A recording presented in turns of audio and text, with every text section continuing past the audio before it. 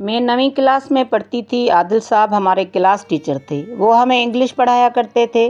ان کے پڑھانے کا انداز اس قدر عمدہ تھا کہ ہر طالب علم کے ذہن میں سبق بیٹھ جاتا تھا اور پھر نہیں بھولتا تھا۔ میں سر عادل سے ٹیوشن پڑھنے ان کے گھر جایا کرتی تھی۔ وہ مجھے اپنے بچوں کی طرح پیار کرتے تھے۔ ان کی بیگم مجھے بیٹی کہتی تھی۔ میں ان کے گھر میں ایک فرد کی طرح تھی۔ عادل صاحب کی 2 بیٹیاں تھیں۔ ایک کا نام ماریہ تھا جو ان دنوں 17 برس کی تھی اور دوسری رابعہ تھی جس کی عمر 13 برس تھی۔ سب ماریہ کو زیادہ پیار کرتے تھے۔ وہ بڑی تھی اور سب کی لاڈلی تھی۔ یہ سچ ہے کہ زیادہ لاڈ پیار سے بچے بگڑ جاتے ہیں اور ضدی ہو جاتے ہیں۔ ماریہ کے بارے میں یہ بات درست ثابت ہوئی۔ وہ پیار کی وجہ سے ضدی ہو گئی۔ رابعہ ایسی نہ تھی۔ وہ اپنی بڑی بہن سے بالکل مختلف، سیدھی سادی، بھولی بھالی بچی تھی۔ ماریہ اس کا مذاق اڑاتی اور اس کو بیوقوف کہتی تھی، جس کا رابعہ کو دکھ ہوتا تھا۔ وہ اپنی امی کے آگے رو کر چپ ہو جاتی۔ تب ماں اس کو سمجھاتی، پیار کرتی، تسلی دیتی کہ بیٹی تم اپنی باجی کی بات دل پر نہ لیا کرو، وہ بڑی ہے نا، اس لیے تم کو ایسا کہہ دیتی ہے، تم اس کی سہیلیوں کے بیچ بیٹھا ہی مت کرو۔ ماریہ گھر کا کام بالکل بھی نہ کرتی تھی۔ وہ مہمانوں کی تواضع سے کتراتی تھی۔ یہ سب رابعہ کے ذمہ تھا۔ وہ تو ہمہ وقت اپنی سہیلیوں میں مگن رہتی تھی۔ خاص طور پر سہیلی ہما اکثر ماریہ کے پاس آتی تھی۔ وہ کافی ماڈرن قسم کی تھی اور امیر گھرانے سے تعلق رکھتی تھی۔ وہ لڑکی بڑوں کو بھی خاطر میں نہ لاتی تھی، تاہم ماریہ سے اس کی گاڑی چھنتی تھی۔ دونوں میں بڑی گہری دوستی تھی جو اب سب کو کھٹکنے لگی تھی۔ ہما کے چچا مستقل امریکہ میں شفٹ ہو گئے تھے۔ یوں وہ امریکہ ہو آئی تھی۔ وہ وہاں کی باتیں مزے لے لے کر ماریہ کو بتاتی تھی، جس کی وجہ سے اس کے دل میں بھی امریکہ جانے کا شوق پیدا ہوا۔ لیکن یہ ممکن نہ تھا کیونکہ ماریہ کا کوئی رشتہ دار امریکہ میں تھا ہی نہیں۔ ہما کے چچا اپنے بھائی سے بضد تھے کہ تم امریکہ آ کر میرے ساتھ بزنس کرو، مگر کچھ مجبوریوں کی وجہ سے وہ رکے ہوئے تھے۔ ہما جب یہ بات ماریہ کو بتاتی تو اس کا دل ڈوب جاتا۔ وہ سوچتی کہ ہما چلی جائے گی تو میں کتنی اداس ہو جاؤں گی، پھر میرا دل نہیں لگے گا۔ اس کو ہما سے بہت محبت تھی۔ تب وہ دعا کرتی تھی کہ خدا کرے یا تو ہما نہ جا سکے یا میں بھی امریکہ چلی جاؤں۔ پھر وہ دن بھی آ گیا جب ہما اپنے والدین کے ساتھ امریکہ شفٹ ہو گئی۔ جب وہ آخری بار ملنے آئی تو ماریہ اس کے گلے لگ کر خوب روئی۔ اس کے جانے کے بعد وہ خود کو کافی تنہا محسوس کرتی تھی۔ دوسری سہیلیوں سے اس کا دل وقتی طور پر بہل جاتا تھا، لیکن اصل محبت تو اس کو ہما سے تھی۔ ایک دن ماریہ کو ہما کا خط موصول ہوا جس میں خیریت کے علاوہ اس بات پر زور دیا گیا تھا کہ تم لوگ بھی امریکہ میں شفٹ ہو جاؤ۔ اپنے ابو سے بات کرنا، اگر آپ لوگ ادھر شفٹ ہو جانا چاہیں گے تو میرے چچا آپ کی مدد کر دیں گے کیونکہ ان کا یہاں کافی بڑا بزنس ہے۔ ماریہ نے خط سر عادل کو پڑھوایا تو وہ بولے، بیٹی فی الحال تو ہمارے لیے ایسا ممکن نہیں ہے، میں بعد میں اس بارے میں سوچوں گا۔ ماریہ کا دل بجھ گیا۔ اس نے اپنی سہیلی کو خط لکھا کہ مجھے لگتا ہے کہ ابو اتنی آسانی سے نہیں مانیں گے۔ ہاں، اگر تمہارے ابو اور تمہارے چچا میرے ابو کو خط لکھیں تو شاید وہ مان جائیں۔ ہما بھی دل سے چاہتی تھی کہ ماریہ اور اس کے گھر والے امریکہ آ جائیں تاکہ وہ اپنی دوست کے ساتھ رہ سکے۔ اس نے اپنے والد سے کہا کہ میری سہیلی اور اس کے والدین امریکہ آنا چاہتے ہیں، آپ ان کی یہاں آنے میں مدد کریں۔ ہما کے والد سر عادل کو وہ جانتے ہی نہیں تھے، بلکہ ان کا بڑا بھائی ان سے پڑھ چکا تھا۔ وہ سر عادل کی دل سے عزت کرتے تھے۔ وہ یہ بھی جانتے تھے کہ ماریہ اور ہما آپس میں سہیلیاں ہیں، اس لیے ہما کے اصرار پر اس کے والد نے اپنے بھائی سے بات کی اور انہوں نے ان لوگوں کو امریکہ بلانے کی حامی بھر لی۔ وحید صاحب نے تبھی عادل صاحب کو خط لکھا کہ آپ لوگ اگر یہاں شفٹ ہونا چاہتے ہیں تو ہم سے جو ممکن مدد ہو سکے گی ہم کریں گے۔ ساتھ ہی تمام معلومات بھی لکھیں کہ آپ لوگوں کو کیا کرنا ہوگا۔ ماریا نے خط اپنے والد کو دیا۔ وہ بہت خوش تھی کہ اب اس کے ابو بھی رخت سفر باندھ لیں گے۔ خط پڑھ کر عادل صاحب نے بیٹی کو سمجھایا کہ میں یہاں سرکاری کالج میں پڑھا رہا ہوں، میری عزت ہے، اچھا خاصا کما بھی لیتا ہوں، اپنا مکان ہے، کافی جائیداد بھی ہے، مجھے اپنے ملک میں کوئی پریشانی نہیں ہے، پتہ نہیں وہاں کیا حالات درپیش ہوں، ہم یہاں ہی ٹھیک ہیں۔ لیکن لاڈلی بیٹی کو باپ کا جواب پسند نہ آیا۔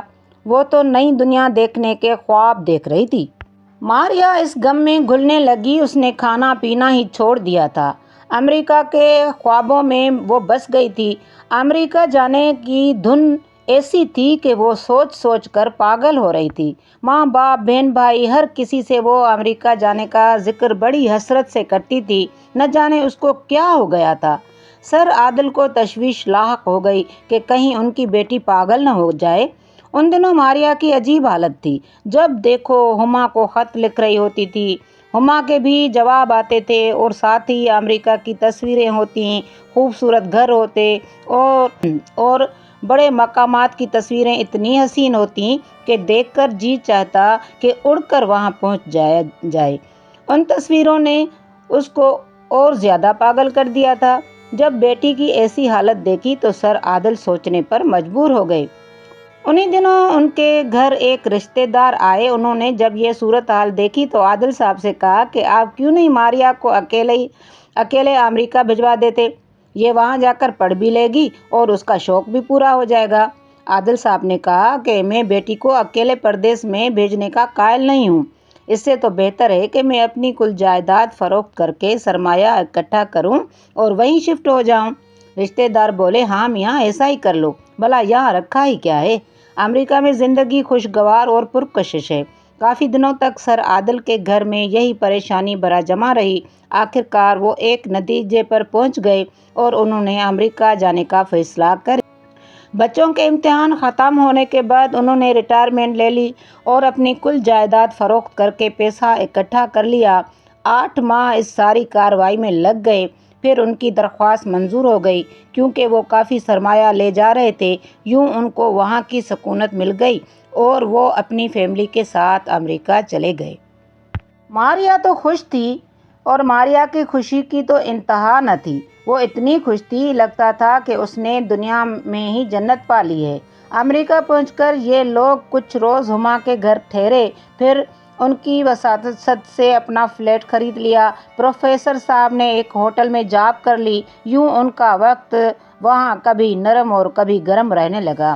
امریکہ ایک بہت مہنگا ملک تھا اور ایک آدمی کی کمائی سے سارے کنبے کا بوجھ اٹھانا مشکل تھا، لہٰذا اب گھر کے دوسرے افراد نے بھی کام ڈھونڈنا شروع کر دیا۔ ماریا اور اس کی ماں نے چھوٹی موٹی نوکریاں تلاش کر لیں اور گھر کی آمدنی میں معقول اضافہ ہونے لگا۔ انسان جہاں رہتا ہے وہاں کے لوگوں کی عادات اور رہن سہن کا اثر ضرور قبول کرتا ہے۔ خاص طور پر نئی نسل تو بہت جلد نئے رنگ میں رنگنے لگتی ہے۔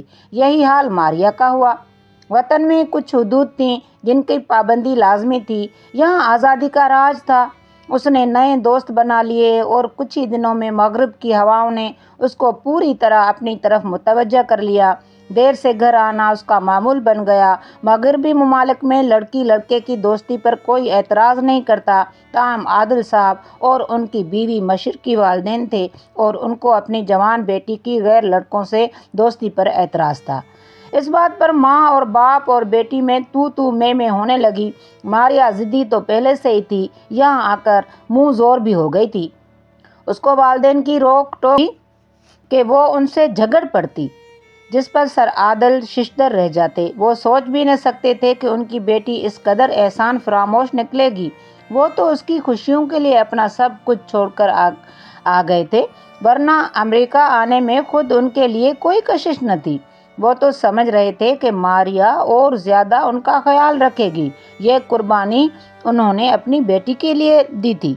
والدین کی قربانیوں کا صلہ کم ہی ملتا ہے۔ اکثر اولاد اپنی خوشیوں کی خاطر والدین کو نظر انداز کر دیا کرتی ہیں اور ان کی قربانیاں بھلا دیتی ہیں۔ ماریا بھی ان اولادوں میں سے ایک تھی۔ اس نے صاف کہہ دیا کہ اگر آپ لوگوں نے مجھے مجھ پر پابندیاں لگا دی اور روک ٹوک جاری رکھی تو میں آپ کا گھر ہی چھوڑ کر چلی جاؤں گی اور اپنے کسی دوست کے گھر جا کر رہوں گی۔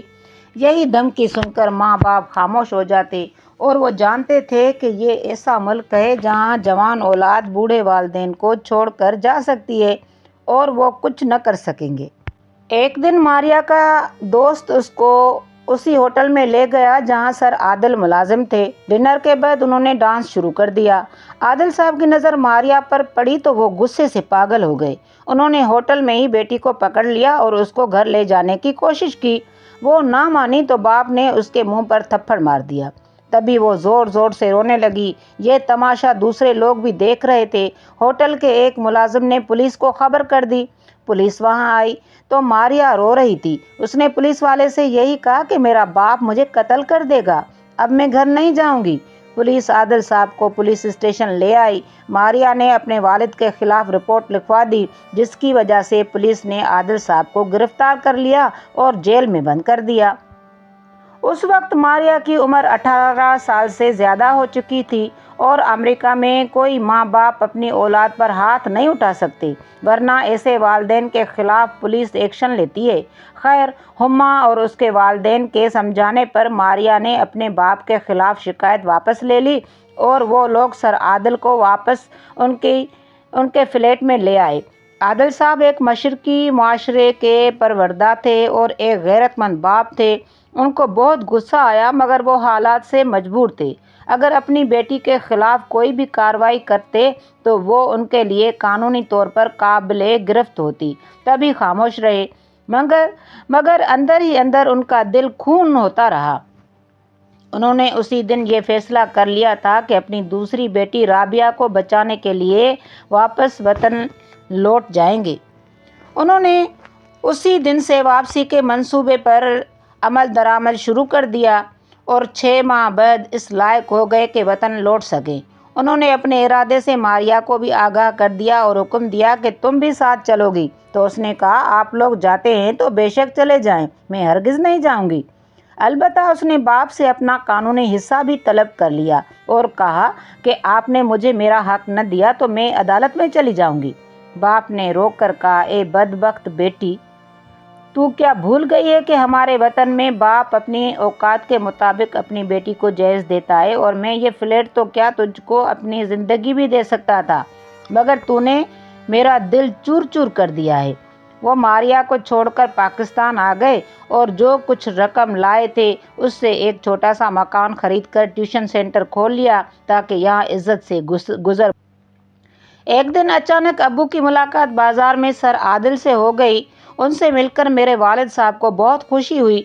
دونوں میں پرانی جان پہچان بلکہ دوستی تھی۔ وہ ان کو لے کر گھر آ گئے۔ سر عادل سے واپسی کا سبب پوچھا تو انہوں نے ابو کو تمام واقعات سنائے۔ اپنی آپ بیتی سنا کر وہ رو پڑے۔ والد صاحب نے اس کو تسلی دی اور کہا کہ آپ ماریا کے حق میں دعا کیا کریں، خدا اس کو سیدھی راہ دے، سیدھے راستے پر لے آئے۔ آپ کے پاس علم ہے، اللہ نے آپ کو ایک ایسے ہتھیار سے آراستہ کیا ہے کہ آپ کبھی معاشی حالات کی جنگ نہیں ہار سکتے۔ ٹیوشن سینٹر دیکھتے ہی دیکھتے طالب علموں سے بھر گیا اور ایک بار پھر ہمیں اپنے قابل احترام استاد کے پاس پڑھنے کا موقع مل گیا۔ میں اور میرا بھائی تو بے حد خوش باش تھے۔ عادل صاحب بھی پہلے کی طرح پیار اور دل جمعی سے ہمیں پڑھاتے رہے تھے، لیکن اب ان کے چہرے پر وہ پہلے جیسی خوشی اور طمانینت نہیں ہوتی تھی۔ وہ اکثر بجھے بجھے رہتے تھے، شاید انہیں ماریا کی فکر ستاتی رہتی تھی۔ 5 سال ان لوگوں نے اپنی پیاری بچی کی جدائی میں ایسے گزارے کہ نہ تو اس کی طرف سے کوئی خبر آئی اور نہ ہی اس کی آواز سن پائے۔ ماں ہر نماز کے بعد دعا کرتی کہ خدا کرے ماریا خیریت سے ہو۔ جدائی سے گھبرا کر ایک دن نہ جانے کیسے اس کے منہ سے یہ کلمہ نکل، ماریا کی کوئی تو خبر آ جائے، چاہے اچھی یا بری ہی کیوں نہ ہو، پتہ تو چلے وہ کس حال میں ہے۔ یہ قبولیت کی گھڑی تھی کہ ماریا کی خبر آ گئی مگر اچھی نہیں۔ بلکہ بہت بری خبر تھی۔ ایک دن اچانک امریکہ سے ٹیلی فون آیا جو ہمان نے کیا تھا۔ اس نے بتایا کہ آنٹی ماریا کو کسی نے اس کے فلیٹ کے نیچے قتل کر دیا ہے۔ کل رات کی فلائٹ سے اس کی میت پاکستان آ رہی ہے۔ آپ لوگوں کو قانونی کارروائی کے لیے یہاں آنا ہوگا۔ سر عادل روتے ہوئے ابو کے پاس آئے۔ ابو نے ان کو تسلی دی اور کہا جو اللہ کو منظور تھا وہ ہو گیا۔ اب آپ بیٹی کا آخری فرض ادا کرنے کے لیے تیار ہو جائیں۔ پھر ابو نے دیگر انتظامات کروائے۔ اس واقعے کو تقریباً 4 سال ہو چکے ہیں مگر میں اب تک ان کا وہ خوشیوں بھرا گھر نہیں بھولی جب وہ ابھی امریکہ نہیں گئے تھے۔ ان کا مکان بچوں کی چہکاروں سے گونجتا تھا۔ وہ خود بھی کتنے خوش باش رہا کرتے تھے۔ آج سر عادل وقت سے پہلے بوڑھے اور ناتواں ہو گئے ہیں۔ ان کی آنکھوں میں کبھی کبھی آنسو جھلملانے لگتے ہیں۔ شکر ہے کہ رابعہ اچھی لڑکی نکلی، بلکہ وہ تو پہلے سے اچھی تھی کہ پوت کے پاؤں پالنے میں ہی نظر جاتے ہیں۔ وہ میڈیکل کے آخری سال میں ہے اور وہی ان کی امیدوں کا واحد مرکز بھی ہے۔ خدا را رابعہ جیسی بیٹیاں سب کو دے دے۔